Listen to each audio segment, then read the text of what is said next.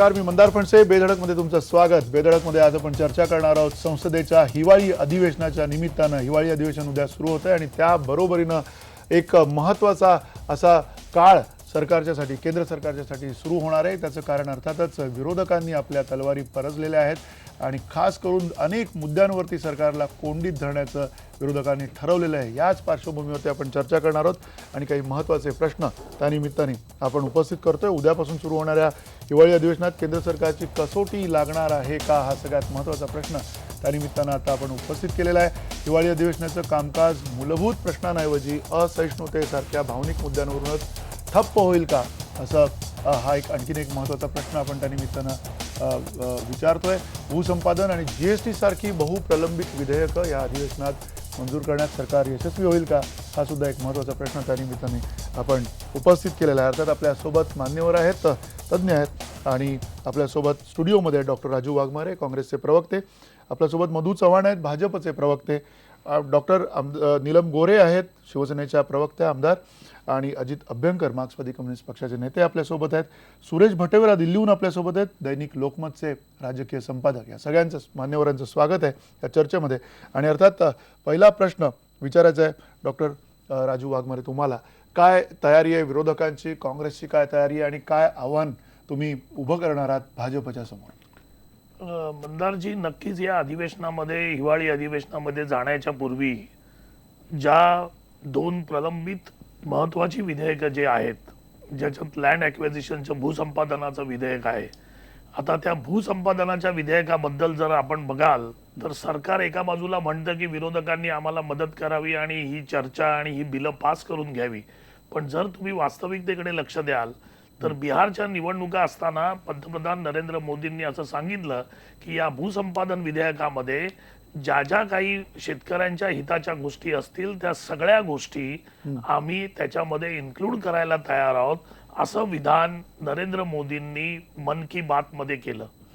आता तेच विधान घेऊन ज्यावेळी आमच्या संसदेतील खासदार BJPच्या त्या पूर्ण कमिटीला म्हणाले की आता हे जे केलेलं आहे त्याच्यामुळे हे विधेयक तुम्ही आता परत घ्या आणि सुधारणा केलेलं विधेयक पुढे आणलं पाहिजे कारण तुमच्या पंतप्रधानांनी तसं सांगितलंय, तर तुम्हाला आश्चर्य वाटेल त्यावेळी जे अहुलिया जे कमिटीचे अध्यक्ष आहेत त्यांनी सांगितलं की ते असं म्हणता येणार नाही कारण ते फ्लोअरवर बोललेले नाही आहेत, ते मन की बात बोललेले आहेत. पण आमचं मत आहे की बाबा फ्लोअरवर त्यांनी तसं बोलायला पाहिजे, त्यांनी तसं बोलले नाहीत.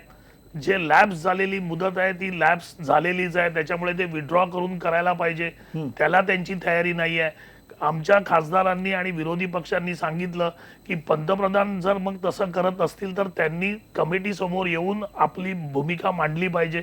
आता कमिटी समोर यायला पण आपल्या पंतप्रधानांचा विरोध आहे. याच्या पूर्वीचे UPAचे पंतप्रधान माननीय मनमोहन सिंग 2 वेळा स्टँडिंग कमिटी समोर आले होते आपली बाजू मांडायला, पण पंतप्रधान नरेंद्र मोदींनी ती भूमिका नाकारली. ज्यावेळी ते लॅब्स झालेलं आहे, ते लॅब्स झालेलं प्रकरण आहे, ज्यावेळी त्यांना सांगण्यात आलं अहुलियांना की आता हे लॅब झालं याचं एक्सटेन्शन करावं लागेल, तर त्यांनी सांगितलं आम्ही एक्सटेन्शन 23 डिसेंबर पर्यंत देतो. म्हणजे हा जर सगळा घोळ बघितलात आणि तोच घोळ त्यांनी GST मध्ये ठेवलेला आहे. ज्या सूचना विरोधी पक्षांनी केलेल्या आहेत त्या सूचना किंवा त्यांच्याशी बोलणंही करायची तजवीज BJPने घेतलेली नाहीये. NDAने फक्त आपल्या स्वतःच्या मीटिंग मध्ये सांगितलं की आम्ही अशा प्रकारच्या भाषण करू, आम्ही विरोधकांच्या जवळ जाऊ, पण ज्यावेळी मुद्दा येतो त्यावेळी जर त्यांनी ते भाषण केलं नाही किंवा ते कॉन्व्हर्सेशन संवाद साधला नाही, मग एका बाजूने म्हणायचं की आमची तयारी आहे पण विरोधक तयार नाही आहेत या गोष्टीला. त्याच्यामुळे असं दुटप्पी राजकारण त्यांनी करण्यापेक्षा जर या देशाच्या हितासाठी या दोन्ही जे बिलांची गरज आहे आणि जी बिलं आम्ही स्वतः घेऊन आलो होतो, भूसंपादनाच्या विधेयकाला त्यांनी त्यावेळी पाठिंबा दिला होता, त्याच्यात पूर्णपणे त्यांनी बदल केलेले आहेत. या सगळ्या गोष्टींकडे जर त्यांची तयारी आहे खरी मनापासून तर त्यांनी विरोधी पक्षाशी संवाद साधून या बिलांच्या बाबतीत पुढे यायला पाहिजे. ते BJP आतापर्यंत आलेली नाहीये आणि उद्या अधिवेशन चालू होणार. ठीक आहे, BJPने हा संवाद साधला पाहिजे की नाही हे आपण त्यांना विचारूया. पण तत्पूर्वी नीलमताई, तुम्हाला हा प्रश्न आहे. आज शिवसेनेने सुद्धा एक प्रकारचा GST विरोधाचा राग आळवलेला आहे. खास करून अडसूळ जे आहेत नेते, वरिष्ठ नेते शिवसेनेचे, त्यांनी सुद्धा हे स्पष्ट केलेलं की GST वरती काही आक्षेप आहेत, काही मुद्दे आहेत त्यांना समोर मांडायचे शिवसेना पक्षाला. तुमच्या नेमके असे काय मुद्दे आहेत GSTच्या संदर्भामध्ये? आणि इतकं जर महत्त्वाचं आता हे विधेयक असणार आहे तर ते विधेयक संमत करण्याच्या दृष्टिकोनातून शिवसेनेला विश्वासात भाजपनं घेतलंय किंवा नाही, कारण तुम्ही त्यांचे मित्र पक्ष आहात? नाही, एक तर पहिली गोष्ट आमचे जे गटनेते आहेत खासदार अडसूळ ते या संदर्भातले त्यांनी जसे मुद्दे मांडलेले आहेत तसंच आमचे राज्यसभेमधले खासदार अनिल देसाई हे या जीएसटीच्या संदर्भात समितीमध्ये सदस्य होते. त्याच्यात त्यांनी काय मांडलेले तुम्हाला कल्पना आहे. कमिट्यांच्या अंतर्गत जे मुद्दे मांडलेले असतात ते तसे जाहीर करण्यासारखे नसतात, परंतु जे मतभेद आहेत त्याच्यामध्ये या जीएसटी मधून जो निधी तिथे जाणं केंद्राकडे जमा होणार आहे तो कशा पद्धतीने नंतर महानगरपालिकांना किंवा स्थानिक स्वराज्य संस्थांना काय पद्धतीने पोचणार याच्याबद्दलचे काहीही रिझर्वेशन्स आहेत. अर्थात आमचे जे खासदार आहेत 18 जण आणि राज्यसभेमधले खासदार हे या संदर्भामध्ये त्यांनी समितीच्या अंतर्गत भूमिका मांडलेली आहे, जाहीर भूमिका मांडलेली आहे आणि ती व्यासपीठ आहेत. आता अधिवेशन आपल्याला कल्पना आहे की अधिवेशन सुरू होणार म्हटल्यावरती अधिवेशनामध्ये सुद्धा काही गोष्टींवरती विचार विनिमय केला जातो, अध्यक्ष बोलवत असतात आणि त्यामध्ये शिवसेनेचे तुम्हाला कल्पना आहेच की लँड ॲक्विजिशन बिलावरती आमचे जे मतभेद होते. बरोबर. आता असं आहे की एक संसदीय कार्यप्रणालीचा भाग म्हणून जो असतो की त्या बिलामध्ये काय आहे ते कुठलं स्वीकारलं गेलेलं आहे कुठलं स्वीकारलं गेलेलं नाहीये हे अधिवेशनाच्या आधी जी काही चर्चा झालेली असते आणि त्यानंतर अधिवेशनात येणाऱ्या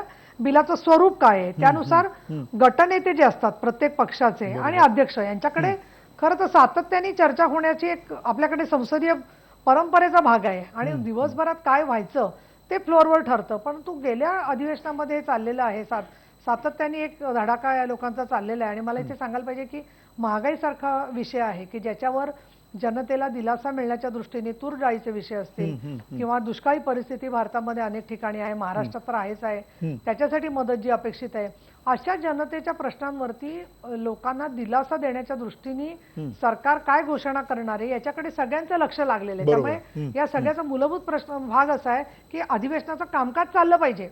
कामकाज चाललं तर त्याच्या पुढची सगळी उत्तर होतील आणि हे जे सगळे मुद्दे मांडतायत विरोधक की याच्यावर चर्चा झाली पाहिजे त्याच्यावर चर्चा झाली ती झालीच पाहिजे कारण ते संसदीय कार्यप्रणालीचा मूलाधार आहे. पण चर्चा झाली पाहिजे सभागृहाच्या आत झाली पाहिजे हे त्याच्यात अतिशय महत्वाची गोष्ट आहे. नाही तर गेल्या अधिवेशनात जसे पैसे वाया गेले दुसरीकडे जी विधेयकाचं स्वरूप बदलून पाहिजे त्याबद्दल शिवसेना आग्रही असणार आहे. परंतु आम्ही एनडीए बरोबर आहोत आणि आमचे जे गटनेते आहेत दोघे जण संजय राऊत आणि आनंद अडसूळ तसंच केंद्रामध्ये मंत्री आहेत हे सगळे योग्य पद्धतीने जनतेला न्याय देण्याचा प्रयत्न करतील याच्यात काही शंकाच नाहीये. ठीक आहे, आपण त्या बरोबरीनं पुन्हा अजित अभ्यंकर हाच प्रश्न आहे की जवळजवळ 36 विधेयकं प्रलंबित आहेत आणि जे मूळ कामकाज व्हायला पाहिजे जो एक आपण प्रश्न उपस्थित केला होता की अनेक असे भावनिक मुद्दे आहेत त्या भावनिक मुद्द्यांच्या वरती विरोधकांनी एक विशिष्ट रणनीती सुद्धा केलेली असण्याची शक्यता आहे आणि खास करून असहिष्णुतेचा सारखा मुद्दा असेल किंवा इतर आणखीन काही मुद्दे आहेत या सगळ्या मुद्द्यांवरनं कुठेतरी तुम्हाला असं वाटतंय का की आता जे प्रलंबित प्रश्न आहेत प्रलंबित विधेयकं आहेत ती सुद्धा तितकीच महत्त्वाची आहेत आणि ती विधेयकं लवकर न घेता जर का ह्या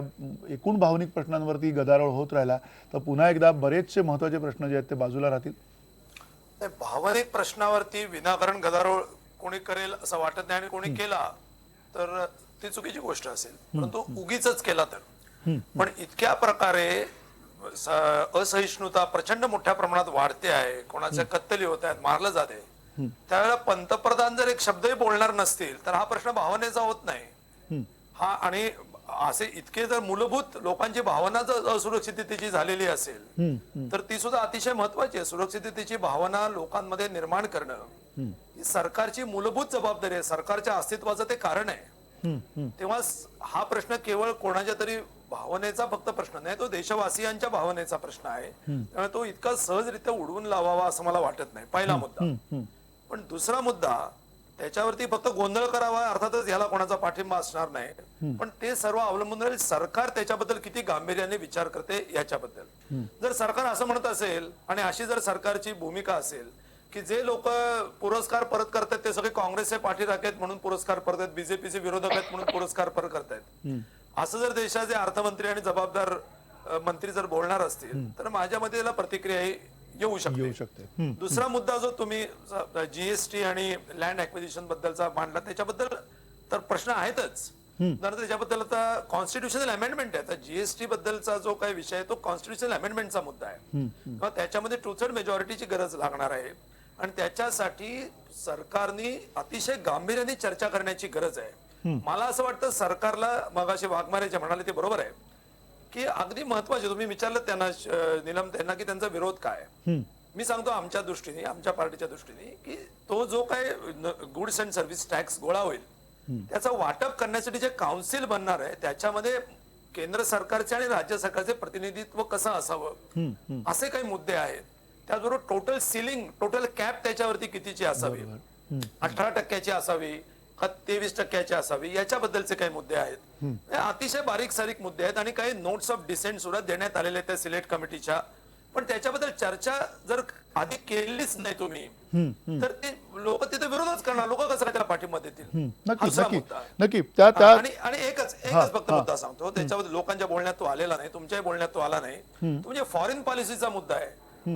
आपले पंतप्रधान माझ्या मते जगातल्या सगळ्याच देशांमध्ये आतापर्यंत जाऊन आलेले आहेत, जागतिक विक्रम केलाय त्यांनी. परंतु आपल्या शेजारचा जो नेपाळ आहे त्यांच्यामध्ये एक धर्मनिरपेक्ष घटना जेव्हा त्यांनी मान्य केली तेव्हा ती लागू होऊ नये अशाच प्रकारचे काय भारत देशाचे प्रयत्न चाललेले आहेत काय अशी परिस्थिती दिसते. कारण तिथे एक ते मदेशी लोकांचा जो विरोध आहे त्याच्यामधून त्याच्याबद्दल आपण स्पष्टपणे टिप्पणी केलेली आहे.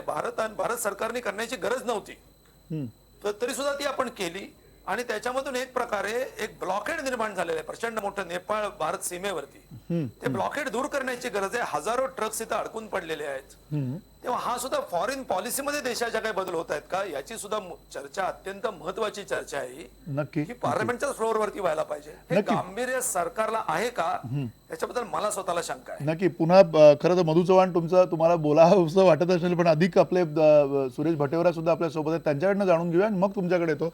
मुळात सुरेश भटेवरा जे राजू वाघमारेंनी हा मुद्दा मांडला सरकारची कुठे चर्चेची तयारी नाही असं त्यांचं म्हणणं आहे. सातत्यानं जे दिल्लीतलं वातावरण दिसतंय कुठेतरी असं वाटतंय की एकतर्फी हे निर्णय प्रक्रिया आणि जी सातत्यानं विरोधक मागणी करतायत खास करून मल्लिकार्जुन खरगे असतील यांनी सुद्धा मागणी केली की आम्हाला बोलायचं आहे. तर ही सगळी जी प्रक्रिया आहे ती मानसिकता जी आहे ती सरकार दाखवत आहे किंवा नाही दाखवत आहे. आता नेमकं दिल्लीत काय घडतं? संसदेचं अधिवेशन उद्यापासून सुरू होत आहे आणि 2 दिवस तरी म्हणजे उद्याचा दिवस आणि परवाचा दिवस या कुठल्याही सभागृहात गोंधळ होईल असं मला वाटत नाही.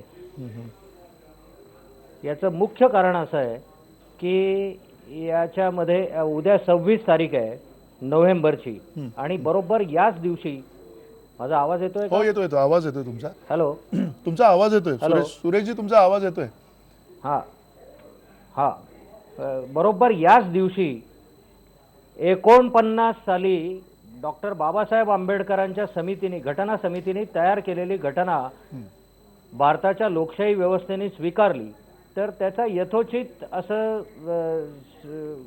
गौरव करण्यासाठी किंवा त्याच्या स्मृती जागवण्यासाठी पहिले 2 दिवस दोन्ही सभागृहांमध्ये चर्चा होणार आहे आणि हे विरोधकांशी बोलून ठरलेलं असल्यामुळे पहिले 2 दिवस काही गोंधळ होणार नाही. आता दुसरा मुद्दा जो मगापासून मी चर्चेत ऐकतोय की जीएसटीचं काय होणार आणि लँड ॲक्विजिशनचं काय होणार. याच्यामध्ये लँड ॲक्विजिशनचा जो काही विषय आहे त्या लँड ॲक्विजिशनच्या विषयात या सेशनमध्ये काही होईल अशी परिस्थिती नाही. याचं मुख्य कारण असं आहे की सरकारने त्याचा आग्रह जवळपास सध्या बाजूला ठेवलेला आहे. हा विषय जो आहे लँड ॲक्विजिशनचा तो पार्लमेंटच्या संयुक्त समिती पुढे आहे. त्यांचा अहवाल अजून काही सभागृहामध्ये कुठलाही मांडला गेलेला नाही. हा एक भाग. आणि दुसरी गोष्ट पंतप्रधान मोदींनी मध्यंतरी सांगितलं की राज्य सरकारने या बाबतीत निर्णय घ्यावेत की त्यांना कशा पद्धतीने ॲक्विजिशन हवं आहे आणि काही नाही. त्याच्यामुळे एक प्रकारे त्याला फाटा फुटलेला आहे. अशा परिस्थितीमध्ये लँड ॲक्विजिशन बद्दल सर्वांची सहमती होईल आणि ते पास होईल असं काही या सेशनमध्ये घडणार नाही. राहिला प्रश्न जीएसटीचा. मग अजित अभ्यंकरांनी मांडलेला मुद्दा जो होता तोच जरा मी पुढे नेतो की जीएसटी येणार आहे हे सगळ्या देशाला माहिती आहे, लोकांना माहिती आहे, पण तो टॅक्स नक्की किती लागणार आहे याच्याबद्दल मात्र सगळीकडे संशयाचं, शंकेचं आणि चर्चेचं वातावरण आहे. नक्की नक्की. आता जे टॅक्स जाणार आहेत त्यांची जर टोटल केली, वेगवेगळ्या प्रकारचे टॅक्स वेगवेगळ्या राज्यात आहेत त्या सगळ्यांची टोटल केली तर साधारणपणे 27% असं टॅक्स बाद होणार आहेत. मग आता त्या 27%वर पुन्हा जीएसटी आला तर 27% टॅक्स लोकांना लागणार आहे का हा सर्वात मोठा महत्वाचा कळीचा मुद्दा जीएसटीच्या बाबतीत आहे. फायनान्स कमिशन जे आहे त्याच्याकडे हा विषय रिफर झाला तेव्हा फायनान्स कमिशननी 18%च्या वर याला टॅक्स लागू नये देशाला अशा पद्धतीची सूचना केली. जेटलींनी मागच्या सेशनमध्ये या विषयावर विस्ताराने जे काही भाषण केलं होतं नक्की, त्याच्यामध्ये नक्की. सूचक अशा पद्धतीचं विधान केलं. त्यावेळेला त्यांना प्रश्न विचारण्यात आला की 18% तुम्हाला मंजूर आहे का, तर ते त्यावेळेला असं म्हणाले की आम्हाला आत्ताच या विषयावर काही बोलता येणार नाही. यानंतर जेटलींची मी स्वतः या विषयावर भेट घेतली होती सेशन नसतानाच्या काळात.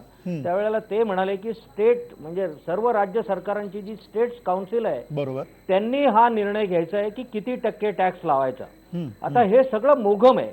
म्हणजे राज्य सरकार टॅक्स लावणार, केंद्र सरकार जीएसटीचं विधेयक पास करणार, हे सगळं इतकं त्याच्यामध्ये गोंधळ, इतकं कन्फ्युजनचं वातावरण आहे की याच्यामध्ये जोपर्यंत क्लॅरिटी येत नाही. काँग्रेसने काही 3 ऑब्जेक्शन्स दिले आहेत, डाव्या पक्षांचे काही ऑब्जेक्शन्स आहेत. आता नीलमताई गोरे सांगत होत्या त्याप्रमाणे शिवसेनेचे काही आक्षेप आहेत. या सगळ्यांचा साकल्याने विचार होऊन जर हे विधेयक आलं तर ते विधेयक पास करायला विरोधकांमध्ये सुद्धा पॉझिटिव्ह संकेत आजपासून मिळायला सुरुवात झालेले आहेत.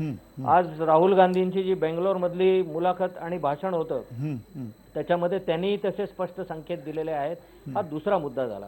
आणि आता राहिला विषय की आता बघा चर्चेत असहिष्णुता, त्याच्यानंतर महागाई किंवा अनेक मुद्दे आहेत. दादरीला त्या अखलाकची ज्या पद्धतीने हत्या झाली आणि देशामध्ये जे एकूण वातावरण तयार झालं. अगदी एक ताजी बातमी तुम्हाला सांगायला हरकत नाही की परदेशी पर्यटक जे भारतात येतात, गेल्या वर्षी नोव्हेंबर मध्ये 117 देशांना आपण ई व्हिसा, आपला इलेक्ट्रॉनिक व्हिसा ऍट अरायव्हल अशा पद्धतीचा सरकारने निर्णय घेतल्यानंतर 25% पर्यटक वाढतील असं वाटलं होतं. पण 2014च्या मार्च पासून ऑक्टोबर पर्यंत जेवढे पर्यटक भारतात आले त्याच्यापेक्षा कमी पर्यटक जानेवारी ते आता ऑक्टोबर चालू आहे म्हणजे 10 महिन्यात त्याच्याही पेक्षा कमी पर्यटक आले. म्हणजे परदेशी पर्यटकांना भारतात यायची भीती वाटते का की एकूणच जगातला स्लो डाऊन आहे त्याच्यामुळे ही परिस्थिती निर्माण झाली आहे. असे अनेक विषय आहेत. आणि विधेयकांच्या बाबतीत सांगितलं तर मी तुम्हाला अनेक विधेयकांची यादी देऊ शकेन. एक आपण तपशीलवार आपण येऊया त्या मुद्द्यावरती, तपशीलवार आपण त्याच्यावरती बोलूया. पुन्हा मधु चव्हाण तुम्हाला सुद्धा हाच प्रश्न आहे. कसोटीचा हा सगळा काळ असणार आहे का अधिवेशनाचा येणाऱ्या काळामध्ये, की तो लिलया भाजप केंद्र सरकार म्हणून तो रेटून नेईल एक प्रकारे? कारण सातत्यानं विरोधक चर्चेची मागणी करतात, ती चर्चा होताना दिसत नाही किंवा चर्चेची तयारी आता केंद्र सरकार दाखवताना दिसत नाही असं वातावरण. मला असं वाटतं की हे अतिशय चुकीचं आहे. मागच्या अधिवेशनाच्या वेळेला सुद्धा त्या ठिकाणी माननीय पंतप्रधान असतील, संसदीय कार्यमंत्री असतील, संबंधित खात्याचे मंत्री असतील की आम्ही चर्चा करायला तयार आहोत, पण केवळ गोंधळ घालण्याची मनस्थिती असेल. मी सुद्धा संसदीय कार्यपद्धती त्या ठिकाणी नीलमताईंना आणि मलाही थोडी बहुत माहिती आहे, मी त्या विधिमंडळामध्ये होतो. ज्या उल्लेख केला वाघमारेंनी की ऐकायला तयार रत्न वाघमारे त्या कमिटीचे मेंबर आहेत ना, मी त्या कमिटीचा मेंबर आहे. सांगोपांग सगळ्या पक्षाचे लोक तिथे असल्यानंतर त्याच्यावर चर्चा होते आणि चर्चा झाल्यानंतर भारतीय जनता पक्ष एखादा जर विरोधी पक्षाच्या खासदाराने, मग तो डाव्या कम्युनिस्ट पक्षाचा असेल, डीएमके असेल किंवा कोणत्याही राजकीय पक्षाचा प्रतिनिधी जो त्या समितीमध्ये असेल, त्याचा देशाच्या हिताच्या दृष्टीने जीएसटी असेल किंवा भूसंपादनाचे विधेयक असेल ते तर बाजूलाच गेले. आता भट्टेवारजी बरोबर म्हणाले, सुरेश भट्टेवारजी, की ते विधेयक आता एवढ्या लवकर येईल असं वाटत नाही आणि ज्याच्यामुळे गैरसमज जाणून बुजून पसरले गेले त्याच्यामुळे ते विधेयक आणून आणखीन त्याच्यामध्ये भर घालावी असं भारतीय जनता पक्षाला वाटत नाही. त्यामुळे जे विधेयक भूसंपादनासंबंधी ते बाजूला ठेवा. राहिला मुद्दा जीएसटीचा आहे. आता जीएसटी मध्ये भारतीय जनता पक्षाची पहिल्यापासून म्हणजे जनसंघाची जी घटना आहे तिथपासून की आमच्या सगळ्या नेत्यांची, सध्या अटल बिहारी वाजपेयींपासून सगळ्यांची भाषणं वाचलीत, तर केंद्राचे काही विषय जर सोडले घटनेमध्ये दिलेले तर राज्यांना अधिकाधिक स्वायत्तता द्यावी. आता सुद्धा गेल्या 5-6 पण मुद्दा तोच आहे मधु चव्हाण, मुद्दा तोच आहे जो सुरेश भट्टेवारांनी आता काही उल्लेख केले. महाराष्ट्राच्या दृष्टीने सुरेश भट्टेवारांनी जो मुद्दा उपस्थित केला, मधु चव्हाण 1 मिनिट तुम्हाला बोलायला वेळ देतो. मधु चव्हाण एक मिनिट फक्त तुम्हाला बोलायला वेळ देतो. पण मूळ मुद्दा जो आहे, तुम्ही म्हटलात की जर तुमची इतकी पहिल्यापासूनची ही भूमिका असेल तर या भूमिकेमध्ये हा जो मोघमपणा जो आहे तो काय, जो सुरेश भट्टेवारांनी सुद्धा आता मुद्दा उपस्थित केला होता जीएसटीच्या बाबतीत. नाही, मोगमपणाचा मुद्दा असा आहे की काही वेळेला काही गोष्टी अशा असतात की एखादा राजकीय पक्ष ज्यावेळेला जनतेसमोर मतं मागायला जात असतो त्यावेळेला त्यांनी आपल्या जाहीरनाम्यामध्ये काही गोष्टी आग्रहाने मांडलेल्या असतात आणि त्या आग्रहाने मांडलेल्या असतात, त्या हट्टापायी मांडलेल्या नसतात. त्याच्या पाठीमागे काही तर्क असतो, लॉजिक असते, जनहित असतं आणि त्याच्यामुळे काही गोष्टी असतात त्या पार्लमेंटमध्ये सांगितल्या जातील आणि त्याही लपवण्याचा काय प्रश्नच नाहीये, कारण त्याच्यामध्ये अजेंडा ओपन सगळ्यांना केलेला असतो तो अजेंडा. नाही, तीच स्पष्टता आहे असं तुमचं म्हणणं आहे थोडक्यात. लपवाछपवी करणं किंवा दुराग्रह करणं हा मुद्दा अजिबात नाहीये. वाघमारेच सांगतायत त्या कल्पना विलास आहे त्यांचा, कारण ते काय कुठल्या त्या वाघमारे. नाही काय नाहीये. नाही आमच्या मधु इकडं लागतंय, तुमच्या इकडं आदरणीय लागतंय, असं कुठे आहे? आदरणीय मधु चव्हाणजी, कल्पना विलास वगैरे काही नाहीये. तुम्ही बातम्या बघा, इंटरनेट बघा, वाचा. महाराष्ट्राचे खासदार राजीव सातव त्या लँड ॲक्विजिशनच्या कमिटीमध्ये आहेत. त्यांनी स्वतः मन की बातचं स्क्रिप्ट हे अहुलियांना दिलं. आमच्या पक्षाचे नेते आदरणीय जयराम रमेश यांनी सांगितलं की जर पंतप्रधानांना कमिटी समोर यायचं नसेल तर बीजेपीच्या ज्येष्ठ मंत्र्यांनी यावं. या दोन्ही गोष्टीला बीजेपीने नकार दिला आणि जे लॅब्स झालेलं अमेंडमेंटचं जे बिल होतं त्याला त्यांनी 23 डिसेंबर BJP ने पर्यंत नकार वाढ दिला. दिली. याच्याकडे एक तुमच्याकडे मिनिट काय पुरावा आहे? एक मिनिट चव्हाणजी, पंतप्रधान प्रत्येक एक कमिटीत जात मिनिट नसतो. चव्हाणजी, ऐकून घ्या. निलमताई ज्या त्याच्यामुळे आहेत, मुख्यमंत्री आमच्या मी कुठल्या जे कमिटीमध्ये बोलतोय येत नसतात. चव्हाणजी, मंत्री येत मी जे नसतात. तुम्हाला बोलतोय संसदीय फॅक्ट्सवर कामकाजाची माहिती बोलतोय. नाही. फॅक्ट. तुम्हाला आणि दुसरी संसदीय गोष्ट, कामकाजाची माहिती अहो, नाही. ऐकून ज्या घ्या. वेगवेगळ्या अहो, कमिट्या मधु असतात चव्हाणजी, विधिमंडळाच्या. ऐकून लोक- घ्या. एक मिनिट, एक वेगवेगळ्या मिनिट. कमिट्या असतात अहो, त्या ही कमिट्यामध्ये मधु चव्हाण, एक- मंत्री अहो, येत नाही. मधु चव्हाण. ऐकूनच घेणार नाही तुमची जी पडची चर्चा बाजू, होते तर ती तुम्ही कसं सभागृहामध्ये करणार? होते. मधु चव्हाण, आपण मधु तिथे चव्हाण, नव्हतात, मी 6 वर्ष अहो, होतो तिथे. मधु ऐकून चव्हाण, घ्या. मधु चव्हाण, मधु- आपण त्यांचं पहिल्यांदा माझं संपूर्ण ऐकून ऐकून घ्या. घेऊया, त्यानंतर तुम्ही प्रतिवाद करू शकता मी त्याच्यावर. तुम्हाला जे फॅक्ट सांगितल्या ते आदरणीय खासदार राजीव सातवजी काय म्हणाले, जयराम रमेशांनी काय स्टेटमेंट दिली, तृणमूल काँग्रेसचे खासदार काय म्हणाले कमिटीमध्ये, या सगळ्या गोष्टी मी तुम्हाला सांगितल्या आहेत. त्या डिटेल आणि फॅक्ट्स आहेत. कल्पना विलास नाही. ना बीजेपीचा एकही मंत्री आला, ना पंतप्रधान त्या कमिटी समोर आले. राहिलं उदाहरण जीएसटीचं. जीएसटीच्या बाबतीत काँग्रेसची आणि विरोधी पक्षाची स्पष्ट भूमिका आहे की 18% पेक्षा जास्त लावता कामा नये. 1% जो एक्स्ट्रा चार्ज तुम्ही लेवीचा लावताय, सरचार्ज, तो लावता कामा नये. या बाबतीत जेटलींनी अजिबात स्पष्टीकरण दिलेलं नाही, जसे बटेवराजी म्हणाले. त्याच्यामुळे बीजेपीचं जे वागणं आहे ते सगळं वागणं अजिबात सिरियस नाही. ठीक आहे, आपण एक minute doctor Raju Waghmare, doctor Raju Waghmare, आम्हाला कल्पना येते अधिवेशन किती वादळी असू शकेल किंवा हा सगळा गोंधळ वापसी होणार आहे किंवा नाही ही पण आपल्याला कल्पना येते तुमच्या या सगळ्या दोघांच्या वक्तव्यावरनं, काँग्रेस आणि भाजपच्या खास करून. आणखीन काही महत्त्वाचे प्रश्न आहेत. या छोट्याशा ब्रेक नंतर या हिवाळी अधिवेशनाच्या संदर्भातली चर्चा आपण सुरू ठेवणार आहोत ब्रेक नंतर.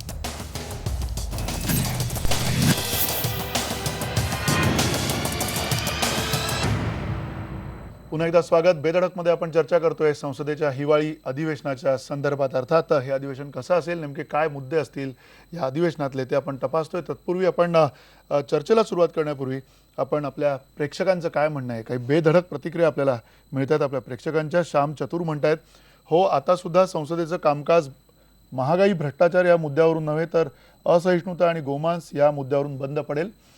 अमोल कानगुडे म्हणतायत, जे लोक खरे देशभक्त आहेत त्यांनी सरकारला चांगलं काम करू द्यावं. राजकुमार कदम म्हणतायत, सरकारची कसोटी लागेल की नाही माहीत नाही, पण जनता मेटाकुटीला आली आहे एवढं मात्र खरं आहे.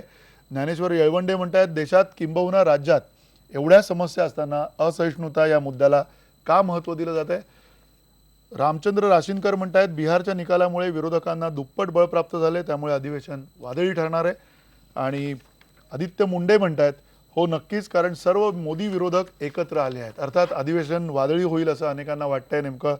पण एक महत्त्वाचा मुद्दा त्यानिमित्ताने पुन्हा उपस्थित करा असं वाटतोय. अजित अभ्यंकर, मगाशी तुम्ही असहिष्णुतेच्या संदर्भामध्ये बोलला होतात.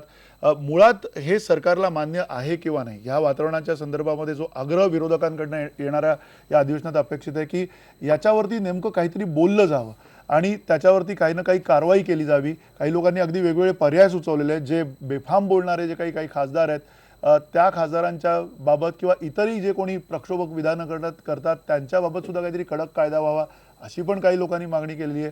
नेमकं काय काय या सगळ्या संदर्भात वाटतंय? कारण एक प्रेक्षक आपले म्हणतात की असहिष्णुता हा प्रश्नच नाहीये.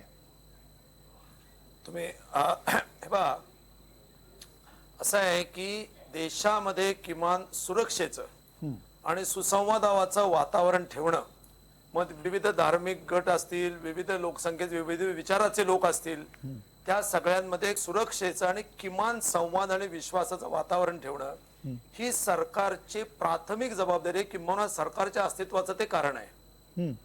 पण यालाच जर कुठे सुरुंग लागत असेल, ज्या प्रकारची वक्तव्य, ज्या प्रकारची स्टेटमेंट्स ही केली जात आहेत, आणि जेव्हा लेखक ते बिचारे काय करतायत, ते फक्त स्वतःचे पुरस्कार परत करतायत, ते कोणाला मारायला जात नाहीत, ते मोर्चे काढत नाहीत, ते काय तोडफोड करत नाहीत, तर त्यांच्याबद्दल पुन्हा नकारात्मक आणि अत्यंत टोकाच्या नकारात्मक अशा प्रकारच्या, की यांनी सांस्कृतिक कार्यमंत्री जेव्हा आमचे म्हणतात की यांनी लिहायचं थांबवावं मग आपण बघू, अशा प्रकारची विधानं जर सांस्कृतिक मंत्री करत असतील, किंवा अशाच प्रकारची या सगळ्या प्रकाराबद्दल जर पंतप्रधान एक अक्षरही बोलणार नसतील, तर माझ्या मते अत्यंत गंभीर गोष्ट आहे. एक ज्ञानपीठ पुरस्कार जेव्हा 36 परत केले जातात, तेव्हा त्याच्याबद्दल काहीच जर खासदार आणि संसद चर्चा करणार नसेल, मग त्या संसदेचा काय उपयोग आहे? मग संसदेमध्येच काय खासदार त्या लेखकांनी येऊन काय निवडणुका लढवायच्या आणि पार्लमेंटमध्ये येऊन बसायचं, आणि ते तसे करू शकत नाहीत, आणि आम्ही ते करतो म्हणून आम्ही त्यांच्यापेक्षा आम्ही जे करतो ते सगळं बरोबर आहे, अशी जर भूमिका कोणी घेत असेल तर ती चुकीची आहे. आणि हा मुद्दा मांडणं ही गोष्ट खासदारांची अत्यंत महत्वाची प्राथमिक जबाबदारी ठरते. आणि म्हणून आणि आता काल जे वक्तव्य झालं ते आमिर खानचं, तो बोलला ते बरोबर, मेरिट वरती बरोबर, त्याची बायको जी बोलली ते बरोबर आहे का चूक आहे मुद्दा नाहीये, पण त्याच्याबद्दल ज्या प्रकारच्या हिंसक आणि तीव्र प्रतिक्रिया येत आहेत, that itself proves the point. म्हणजे त्या प्रतिक्रियांमधूनच हे पुन्हा सिद्ध झाले की ते असहिष्णू आपण झालेलो आहोत. अहो, एखादी व्यक्ती जर उद्वेगाने म्हणली की मला असं भयंकर अंगावर येते, आपण घरात म्हणतो कधी कधी माझी घुसमट होतीये, म्हणजे जर आता काय घर सोडायला प्रत्यक्ष मनुष्य बाहेर पडतो असं त्याचा अर्थ होत नाही. ती घुसमट का होते, एखाद्याला का म्हणावं असं वाटतं, या कारणात जर कोणाला जावं असं वाटत नसेल, तर आपण किती संवेदन शून्य झालेलो आहोत, हा मुद्दा आहे. आणि ती जबाबदारी, अंतिम जबाबदारी सरकारची आहे, निदान स्टेटमेंट करण्याची तरी आहे, किमान पार्लमेंट याच्याबद्दल एक आवाज घेऊन उभी आहे, असं वातावरण निर्माण करण्याची जबाबदारी सरकारची आहे, आणि ही अपेक्षा सरकारकडनं आहे. की नीलमताई, मुळात या मुद्द्यावरनं, असहिष्णुतेच्या मुद्द्यावरनं येणाऱ्या काळामध्ये गदारोळ होईल हे स्पष्ट दिसतंय. आणि हे होत असताना नक्की तुमच्याकडे येतो, पण मूळ मुद्दा पुन्हा नीलमताई तुम्हाला हा प्रश्न विचारायचा की या मुद्द्याच्या लाच धरून जर का उद्या केवळ अख्खं अधिवेशन वेठीस धरलं जाणार असेल तर ते कितपत योग्य असणार आहे? आणि हा मुळात मुद्दा तुम्हाला मान्य आहे का की असहिष्णुतेचं वातावरण आहे देशामध्ये?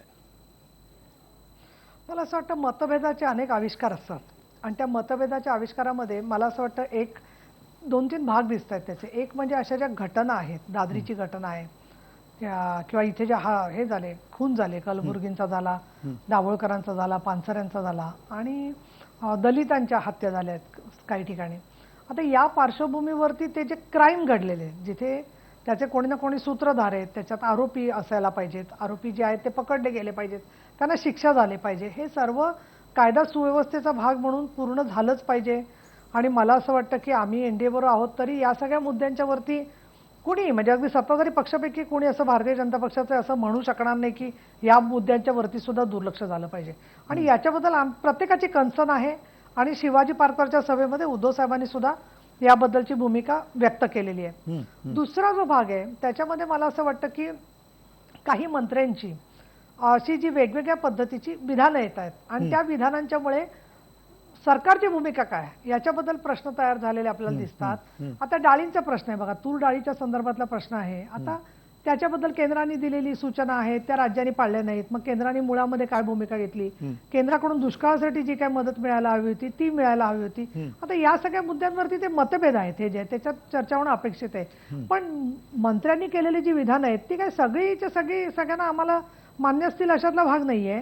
पण सरकारचं धोरण म्हणून जर का ती विधानं आली असतील तर त्याच्यावरती काही प्रमाणामध्ये आपल्याला म्हणजे चर्चा तर घडवायला लागणार. सरकारची भूमिका एकदम सुस्पष्टपणे अशा प्रश्नांवरती आली पाहिजे जेणेकरून सरकार त्याच्या संदर्भामध्ये त्याची भूमिका परत एकदा फ्लोअरवर आली, एकदा पंतप्रधानांकडून ऐकली, गृहमंत्र्यांकडून ऐकली की सभागृह ते स्वीकारतं, असा आतापर्यंतचा अनुभव आहे. आता तिसरा भाग जो आहे पुरस्कार वापसीचा जो विषय आहे खास करून, इथे मात्र मला असं वाटतं की पुरस्कार जे दिलेले होते ते त्यावेळेच्या सरकारने स्वतःच्या घरचे काही पुरस्कार दिलेले नव्हते. जनतेच्या हितासाठी, जनतेच्या भावना लक्षात घेऊन त्यावेळेच्या सरकारने सुद्धा तटस्थपणे ते पुरस्कार दिलेले असावेत असं आपण मानतो. आता हे सरकार बदलल्यानंतर या सरकारबद्दलचं राजकीय अभिव्यक्तीचं मतभेद व्यक्त करण्याचं साधन म्हणून जेव्हा पुरस्काराचा वापर होतोय आणि सैनिक सुद्धा त्यातले काही जण ते पुरस्कार परत करणं वगैरे सुरू करतात, आपण ह्याला असं का विसरतो की 26/11 आहे उद्या. आपल्या देशातले इतका भयंकर हल्ला झाला होता मुंबईवरती, त्याच्यात इतर देशांचे संपूर्ण कसे संबंध होते आपल्याला माहिती आहे. अशा वेळेला या सगळ्या गोष्टींना पुढाकार देऊन, या गोष्टींना प्रोत्साहन देऊन आपण काहीतरी फार मोठी राजकीय मतभेदाची लढाई जिंकतोय असं एखाद्या व्यक्तीनं वाटू शकतं, कारण शेवटी त्यांची सर्जनशील पद्धतीने स्वतःला व्यक्त करण्याचा तो आविष्कार आहे, तो आम्हाला मान्य नाहीये, पण ते त्यांच्या पद्धतीने करतायत. प्रश्न असा आहे की ते पुरस्कार वापसीच्या निमित्ताने राजकीय पक्ष सुद्धा जेव्हा त्याच्या मागे फरफटत जातात किंवा समर्थन करायला लागतात किंवा चिथावणी देतात, तिथे कुठेतरी नियत आणि राजकीय भूमिकेतून हे त्यांनी केलं नसलं साहित्यिकांनी तरी त्याच्यामुळे सुखावले पण जे काही दिसतं काँग्रेसचं विशेषतः, ते मला असं वाटतं की अगदी गैरलागू आहे आणि त्यांनी स्वतःचा सुद्धा विचार केला पाहिजे. कारण खैरलान जी झालं त्यावेळेला कोणी पुरस्कार परत केले का?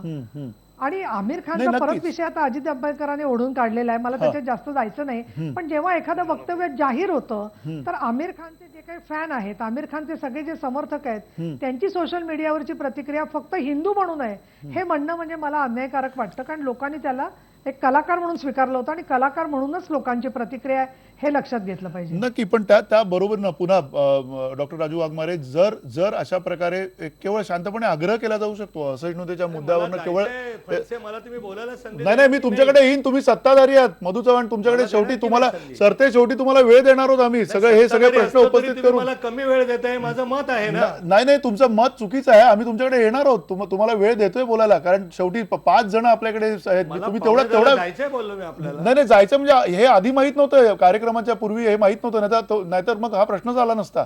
तुम्ही आत्ता कळवलेलं आहे ब्रेकच्या दरम्यान आम्हाला, थोडं तेवढं तुम्ही धीर धरा. मूळ मुद्दा असा आहे की पुन्हा राजू वाघमारे, तुम्ही केवळ पंतप्रधानांनी उद्या बोललं तर तेवढं तुम्हाला चालणार नाही का? तुम्हाला केवळ याच्यावर हा मुद्दा एक प्रकारचा राजकीय मुद्दा बनवायचा नाही मंदारजी, सगळ्यात प्रथम आपण एक गोष्ट लक्षात ठेवली पाहिजे, जे मगाशी अभ्यंकरजी म्हणाले की असहिष्णुता या देशामध्ये शांतता, सुरक्षितता आणि संवाद या लोकशाहीच्या पाया आहे. आणि ज्यावेळी या देशामध्ये असहिष्णुतेमुळे जर देशामध्ये अशांतता निर्माण होणार असेल, असहिष्णुतेमुळे जर कुठेतरी विकास हा खुंटणार असेल, असहिष्णुतेमुळे लोकांच्या धर्माधर्मामध्ये, जातीमध्ये तणाव निर्माण होणार असेल, तर मग आपण जीएसटी किंवा भूसंपादन यासारखी बिलं पास करून आपण देशाला कुठे नेणार? कारण विकास होणारच नाहीये. जोपर्यंत शांतता नाहीये तोपर्यंत विकास होणार नाही. हा पहिला मुद्दा. त्याच्यामुळे शांतता प्रस्थापित करायची असेल, शांततेवर जर बोलायचं असेल, तर मगाशी नीलमताई म्हणाल्या की काही मंत्री भाषणं करतात, वक्तव्य करतात. अहो बरोबर आहे, पण जे मंत्री भाष्य करतात, आता व्ही.के. सिंगांनी केलं की दलित तिकडे ती दलित मुलं मेली तर उद्या कुत्र्याला दगड मारला तर कसं होईल? म्हणजे दलितांना जर तुम्ही कुत्र्याची उपमा देता आणि तुम्ही सरकारमधले मंत्री आहात, मग ज्यावेळी मंत्री असं म्हणतात याचा अर्थ सरकार म्हणतं. मग जर सरकार असं तयार नाहीये बोलायला, तर सरकारचा प्रमुख कोण आहे? पंतप्रधान आहेत. मग पंतप्रधानांनी जोपर्यंत ते भाष्य करत नाहीत तोपर्यंत लोकांमध्ये जी भावना आहे असुरक्षिततेची, जी अशांतता आहे, ती तशीच राहणार आहे. आणि ती जोपर्यंत या संसदेच्या, लोकशाहीच्या परंपरेच्या सभागृहामध्ये जोपर्यंत या असहिष्णुतेला किंवा या अशांततेला जोपर्यंत वाचा फोडत नाही, ठीक आहे ना, पण अजून अधिवेशन व्हायचंय राजू वाघमारे, अधिवेशन व्हायचंय. मधु चव्हाण तुम्ही नाही त्याच्या आधी किंवा नंतर या अधिवेशनात तरी, या अधिवेशनात पंतप्रधान बोलतील की नाही मधु चव्हाण? संसदेमध्ये येतील.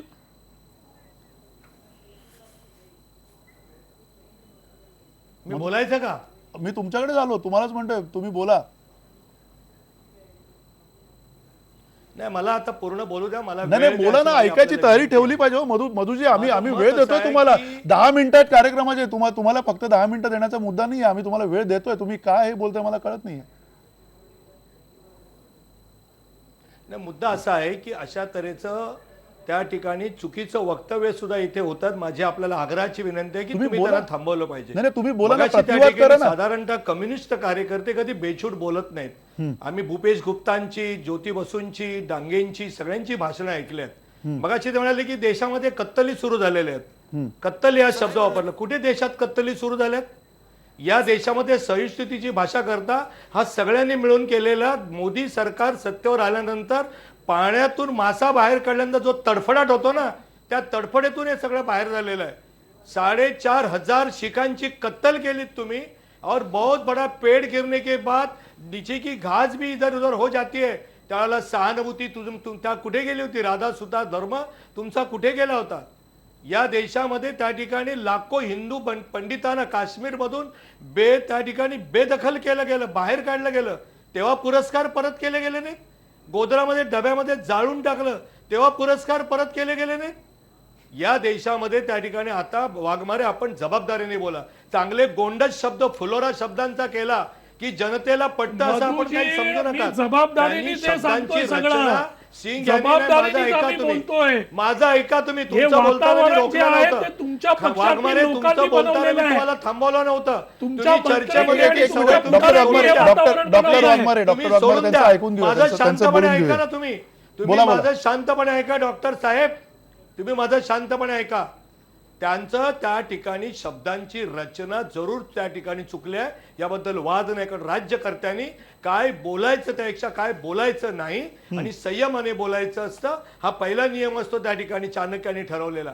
मुद्दा असा आहे की त्यांना असं म्हणायचं होतं की क्षुल्लक गोष्ट एखादी घडली म्हणून तुम्ही पंतप्रधानाला दोषी धरणार का? दुर्दैवाने त्यांनी असं म्हणलं की कुत्ते को भी मारा. तुम्ही त्या ठिकाणी दलितांना कुत्ते म्हणालो. एवढे आम्ही त्या ठिकाणी दलित बंधूंबद्दल अपशब्द वापरणारे अतिशय नीच प्रवृत्तीचे राजकारण आम्ही करत नाही, असं आम्ही करत नाही या देशामध्ये. आणि म्हणून मला असं वाटतंय वड्याचं तेल वांग्याला लावून तुम्ही काही मला मधु चर्चा मधु करा. चव्हाण म्हणजे तुम्ही राहिला समर्थन मुद्दा करताय का? त्या मधु ठिकाणी चव्हाण कुठल्याही साक्षी चर्चेचं महाराज मगाशी यांची जी आपण काय वाघमारे एका महाराजांना मागोमाग आदर ठेवून सांगतो. मधु चव्हाण आपल्याला खरंच माहिती नाही. मधु चव्हाण संसदेच्या दोन्ही कमिट्या असतात, त्या कमिट्यामध्ये वेगवेगळ्या पक्षाच्या लोकांनी बोलायचं असतं आणि तिथे सत्ताधारी पक्षाच्या त्या कमिटीमध्ये बहुमत झालं नाही, एखाद्या विरोधी पक्षाचं ऐकलं नाही तर त्यांनी डिसेंट नोट द्यायची असते आणि मग तो सगळा अहवाल त्या कमिट्यांचा, मग अंदाज समिती असेल, मग कुठली आर्थिक बाबतीत कमिटी असेल, परराष्ट्राबद्दल कमिटी असेल, ते मग पार्लमेंटमध्ये जातं. तुम्ही तुमच्या पंतप्रधानांचं खेळणं केलं होतं तो उठसूट कुठेही नाही म्हणून. आमचे पंतप्रधान संसदेमध्ये उत्तर देतील. नाही, नक्की म्हणजे संसदेमध्ये उत्तर देतील. थोडक्यात तुमचं म्हणणं की संसदेत एक मिनिट राजू वाघमारे, एक आपण मिनिट. असं म्हणाला मगाशी कौशल्याने, कारण आपण आपला तर मला पूर्ण आदर, आपण कधी बेछूट बोलत नाही की परराष्ट्र धोरण या देशामध्ये पंडित जवाहरलाल नेहरू असू देत, मोरारजी देसाई असू देत, माननीय अटलजी असू देत, परराष्ट्र धोरण या देशातलं बदलूच शकत नाही. ते जे धोरण नेहरूंनी चालवलेलं आहे तेच धोरण चालवावं लागेल. फक्त इस्रायल आणि नेपाळ हा वेगळा विषय आहे आणि नेपाळबद्दल आम्हाला जरूर वाटतं, मी ताकाला नेऊन भांडं लपवत नाही, आम्ही ज्या संगत स्कूल ऑफ थॉटमध्ये आम्हाला वाटतं तिथे धर्मनिरपेक्ष घटना जरूर यावी नेपाळला, पण एकमेव भारतानंतर ते हिंदू बाहुल्य असलेला देश आहे आणि त्यामुळे तिथे हिंदूंच्या हिताचं रक्षण केलं जाईल. हे आम्ही एक बाजूचा देश म्हणून जरूर बघणार, जरूर बघणार. हे तुम्हाला आम्ही अजिबात लपवून सांगत नाही. धर्मनिरपेक्ष आपणही आहोत. राजाला कधीही धर्म नसतो, तो असता कामा नये. हे आपलं अनेक आहे. म्हणून मला असं वाटतंय की भारतीय जनता पक्षाला झोडपण्याचं षडयंत्र आहे. ते चर्चा जरूर करावी पार्लमेंटमध्ये. तुमची विधायक काही सूचना असतील आणि आम्ही स्वीकारलेल्या, जनता आम्हाला घरी पाठवेल पुढच्या वेळेला. पण बिहारच्या विजयाची हवा डोक्यामध्ये जाऊन जर संसद तुम्ही चालवणार असाल तर मला असं वाटतं तेही दुर्दैव असेल. त्यामुळे आमच्या चुका जरूर सांगा. नक्की मधु चव्हाण तुम्ही जे बेछूट बोलण्यामध्ये जरूर झाल्यात, त्याचा आम्ही निषेध केलेला आहे. ते त्यांनी बोलायला नको आहोत, कारण आता आपण रुलिंग पार्टी आहोत. नक्की तुम्ही अतिशय मधु चव्हाण तुमचं सर्वांना बरोबर घेऊन चालेल. मी नक्की तुम्ही अतिशय पोटतिडकीने मांडलेलं आहे. तुमचं जे म्हणणं आहे ते, त्या म्हणण्यामध्ये अतिशय दोन महत्वाचे मुद्दे आहेत. अगदी अजित अभ्यंकर, पहिल्यांदा तुम्ही तुमचा थोडक्यात मुद्दा पूर्ण करा, मग डॉक्टर राजू वाघमारे तुमच्याकडे. आता मधु चव्हाण हे जे बोलले ते सगळ्यांनी ऐकलेलं आहे. त्यांचा एकही शब्द न बदलता मी फक्त त्यांना सांगतो की त्यांचा अजेंडा काय आहे देशातला तो त्यांनी स्वतः तोंडाने सांगितलेला आहे. ते असं म्हणाले की नेपाळमध्ये धर्मनिरपेक्ष घटना जरूर यावी, परंतु तिथे हिंदू बहुल जे लोक आहेत त्यांचं हितरक्षणाची सुद्धा जबाबदारी आमची आहे. कोणाची? भारत सरकारची. मला मोठं कौतुक वाटलं की परदेशातल्या एका विभागाबद्दलची भारत सरकारने जबाबदारी घ्यावी असं ते म्हणतायत. आणि ते पुढचं वाक्य असे म्हणले की आपण सुद्धा धर्मनिरपेक्ष आहोत. भारत सरकारची म्हणजे नाही, त्याच हिंदू न्यायाने- समाज म्हणून भारत सरकारची म्हणजे नाही त्याच अभ्यास करते. न्यायाने नाही, म्हणजे त्याच न्यायाने जसा नेपाळ धर्मनिरपेक्ष आहे तसाच भारत धर्मनिरपेक्ष आहे.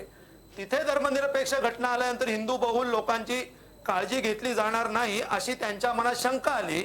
त्याच न्यायाने त्यांना भारतामध्ये धर्मनिरपेक्ष घटना असल्यामुळे हिंदू बहुलांचीच काळजी करायची आहे हे त्यांनी स्वतःच्या तोंडानेच कबूल केलेलं नाही, ठीक आहे. आपण त्याबद्दल त्यांचे आभार मानतो. नाही, ठीक आहे, तुम्ही ठीक आहे. माझ्या बोलण्याचा काय अर्थ लावता त्याची मी चिंता करत नाही. मला तसं अजिबात म्हणायचं तुमचं नाहीये. बोलणं मला काय आता म्हणायचंय आहे, मी तुम्ही स्पष्ट स्वतःच बोललेलो ऐका. आहे. नाही, मधु चव्हाण काय बोलले स्पष्ट किंवा अजित बोलण्यात अभ्यंकर काय आहे. बोलले आपापल्या भूमिका तुमच्या आहेत. त्या भूमिकेच्या बरोबरीनं पुन्हा डॉक्टर राजू वाघमारे अगदी थोडक्यात तुमचा मुद्दा मांडा, त्याच्यानंतर पुढच्या मुद्द्यावर नाही, जायचं. मला असं सांगायचं आहे की मधु चव्हाणजींचा राग आणि ते ज्या पोझिशन मध्ये आलेले आहेत ते त्या पक्षाच्या पूर्ण परिस्थितीमुळे त्यांची आज ही परिस्थिती झालेली आहे की ज्या रागामध्ये ते बोलतायत. मग आजी काय दयनीय त्यांनी अवस्था झाली त्यांनी नाही. जे तुमची काळजी सांगितलं घ्या. त्यांनी जे तुमची सांगितलं काळजी घ्या. तुमचा विरोधी पक्ष नेता अहो बनवू अहो शकला मला नाही. बोलू तुम्ही द्या, तुमची काळजी घ्या. अहो बोलू द्या आमची मला. काही दयनीय अवस्था आली नाही. तुम्ही ज्या पक्षाचे आमचा पक्ष एका कुटुंबाचा तुम्ही पक्ष ज्या नाहीये. पक्षाचे प्रवक्ते आहात त्या पक्षाचा नाही, माझी दयनीय आत्ताचा अवस्था काय झाली नाही. अर्थमंत्री तुमचा पक्ष जेटली काँग्रेस साहेब आणि नेहरू गांधी जेटली घराण्याचा साहेब आमचा काय नाही. म्हणतात?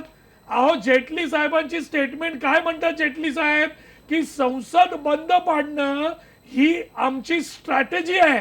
हे शब्द कोणाचे आहेत? तर जेटली साहेबांचे आहेत. अहो FDI, nuclear bill, land acquisition, doctor Raju Waghmare. ही सगळी आमची बिलं होती. आमच्या बिलाला बीजेपीनी एवढी वर्ष विरोध केला आणि आता नाही, आता हीच म्हणजे आता- बिलं आणि आता परत घेऊन तू- बीजेपी आणि येते आता- आणि त्याच्यामधल्या सुधारणा गोंधळ घालण्याचं जे आहे ना, आपल्या गोंधळ मूळ मुद्दा आपल्या तोच आहे आजच्या corporate चर्चेचा विषय. मित्रांना डॉक्टर राजू वाघमारे आवडणाऱ्या गोष्टी घेऊन हे पिलं घेऊन परत येतात. डॉक्टर राजू वाघमारे आणि मुद्दा हे तोच परत आहे. चोराच्या तुम्ही उलट्या बोंबा. त्यांनी जे केलं ते आता तुम्ही करणार आहात एवढाच त्याचा आम्ही अर्थ हे आम्ही काढू करणार शकतो. आम्ही नाही. त्याचा अर्थ काढू शकतो अशा आम्हाला पद्धतीनं असं जो मूळ पाहिजे. मुद्दा अगदी थोडक्यात या देशामध्ये अगदी जी थोडक्यात- असहिष्णुता आता आहे त्याच्यावर संसदेमध्ये बोलणं होणारच आहे. अगदी थोडक्यात निलमताई अगदी कमी वेळ आहे, थोडक्यात सांगा.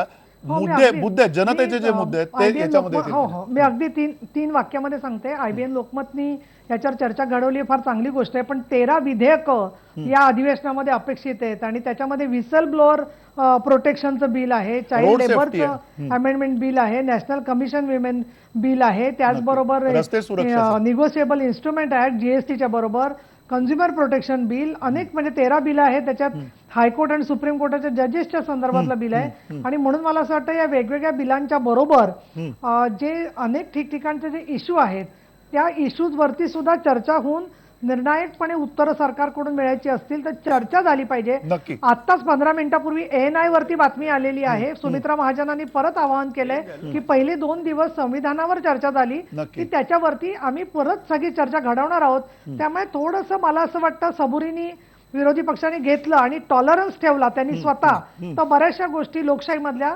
मजबूतपणे पार पडतील. नक्की. अगदी थोडक्यात जाता जाता सुरेश भटेवरा या सगळ्या अधिवेशनाकडनं आपण अपेक्षा म्हणून काय ठेवू शकतोय उद्या नंतरच्या? आता असं आहे की चर्चा संसदेचं काय होणार, संसदेच्या अधिवेशनाचं काय होणार याच्यावर होती, पण ती दुर्दैवाने गेली असहिष्णुतेच्याकडे आणि आमिर खान वगैरे वगैरे बरेच विषय चर्चा झाली. मला एकच गोष्ट या निमित्ताने सांगावीशी वाटते की बिहारच्या निवडणुकीचा वारंवार उल्लेख झाला. तर तो दबाव केवळ सत्ताधारी पक्षावर नाहीये, तो दबाव विरोधकांवरही आहे की त्यांनी जर अशा पद्धतीने कामकाज हाणून पाडलं तर जनमत त्यांच्याही विरोधात जाईल. याच्यामुळे मला स्वतःला असं वाटतं की हिवाळी अधिवेशनात बऱ्यापैकी सामंजस्याने कामकाज होईल. काही वादाचे विषय त्यावेळेला गोंधळ होणारच आहे. जसं की मग तुम्ही सांगितलं त्याप्रमाणे असहिष्णुतेचा विषय आहे, महागाईचा विषय आहे, दादरीचा हत्याकांड आहे. या सगळ्या गोष्टींवर विरोधक आवाज उठवतील, पण त्यातल्या त्यात हिवाळी अधिवेशनात मान्सून सेशनची पुनरावृत्ती होणार नाही असं मला वाटतं. नक्की. अर्थात मान्सून सेशनची पुनरावृत्ती होऊ नये असं आपल्या सगळ्यांना वाटतं आणि त्या निमित्ताने आपण ही चर्चा केली होती. हिवाळी अधिवेशनात जनतेचे सामान्यांचे प्रश्न लवकरात लवकर सोडवले जातील ही आपण अपेक्षा करूया. खूप मोठी आव्हानं भारतासमोर आहेत आणि या आव्हानांमध्ये खरं तर जी विधेयकं अडकलेली आहेत ती विधेयकं लवकरात लवकर संमत होतील याची अपेक्षा निश्चित करायला आपण नागरिक म्हणून काही हरकत नाही आहे. धन्यवाद. नमस्कार.